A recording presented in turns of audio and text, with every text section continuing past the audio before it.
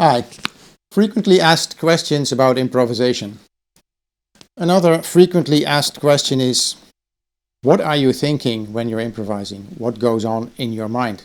Well, I cannot explain that in a few words, so it'll take a bit longer to explain, but I think I can explain it like this. So when you start to learn to improvise, at least that's how it worked for me, you have to rely a bit on knowledge. So for instance, in another video I was explaining how it helps a lot to learn the scales.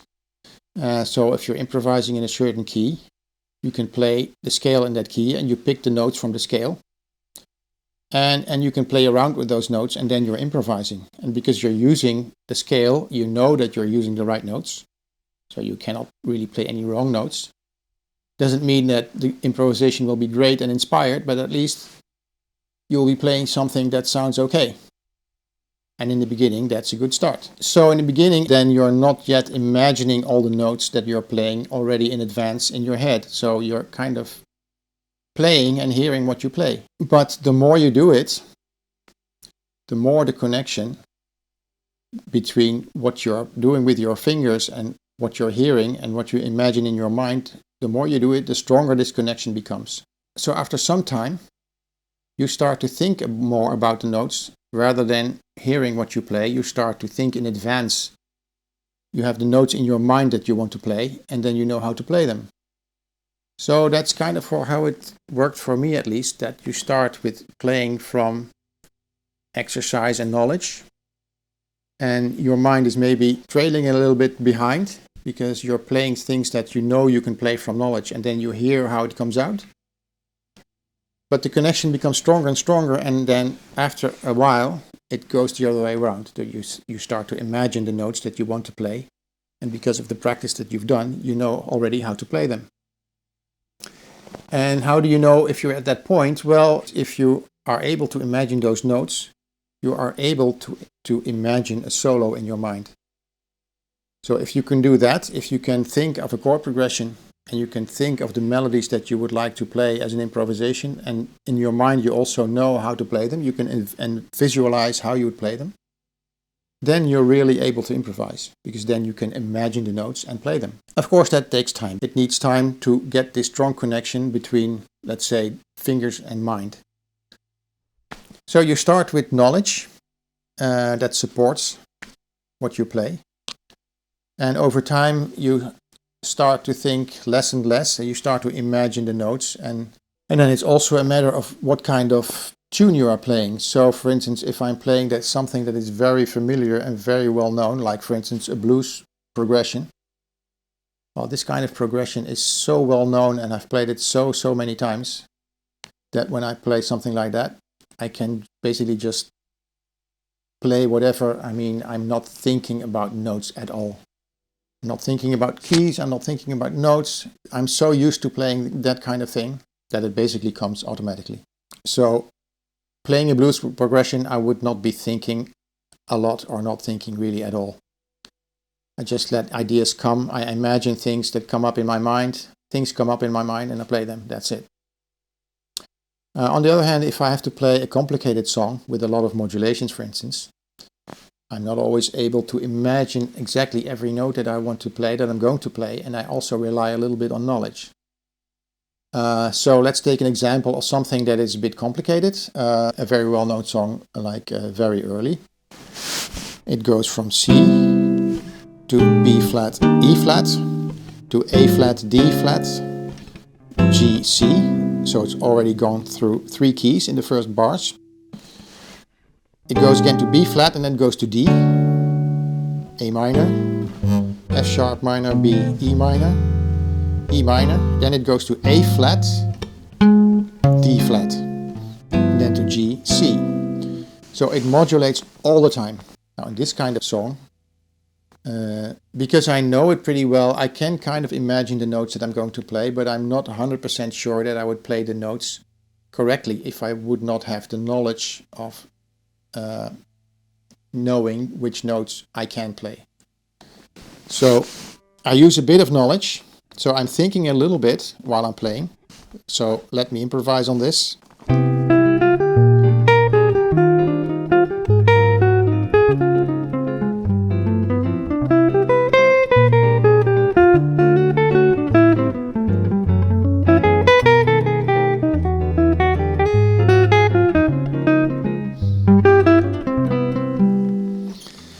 So I went through all the keys, all those modulations, and I have in mind kind of the flow of the notes, so going up and down, and the timing and the rhythm. That's something I have in mind that I can imagine.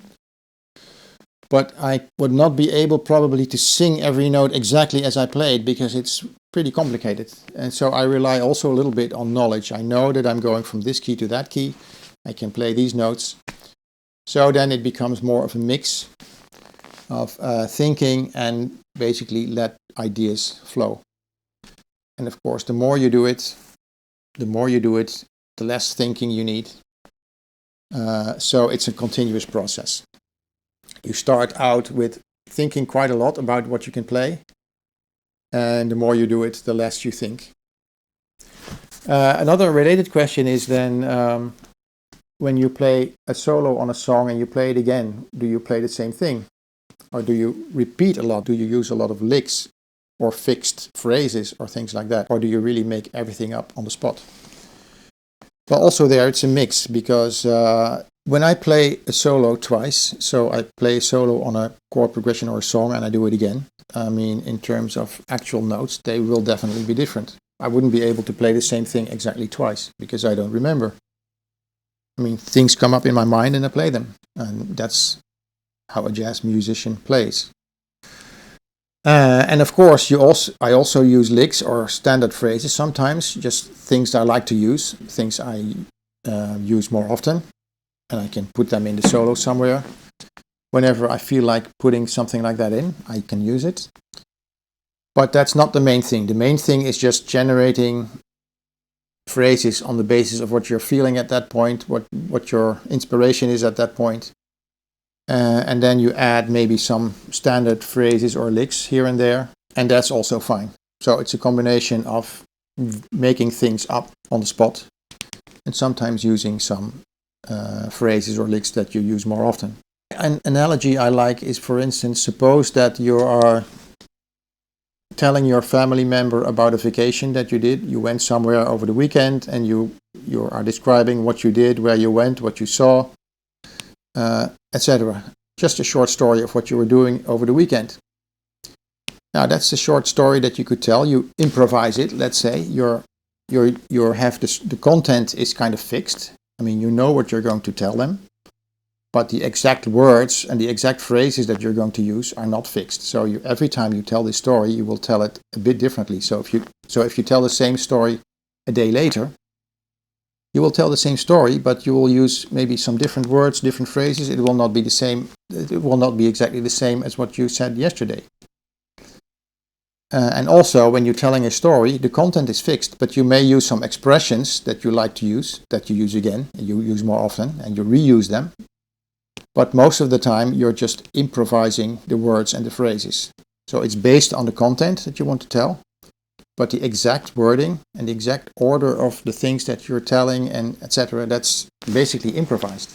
You improvise it. You're not thinking about it because you know how to do that. So it's the same with an improvisation in music. For me, it's like the content, the basis of the story is fixed. You have the chord progression, you have the melody of the song. That's basically the story.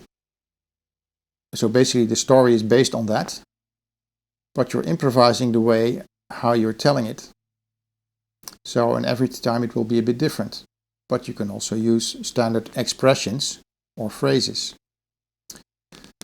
So that's kind of how it works for me. So it's partly thinking and partly it's relying on the process that you have trained of automatically generating ideas and just letting it flow. And of course, the more you do it, the less you have to think.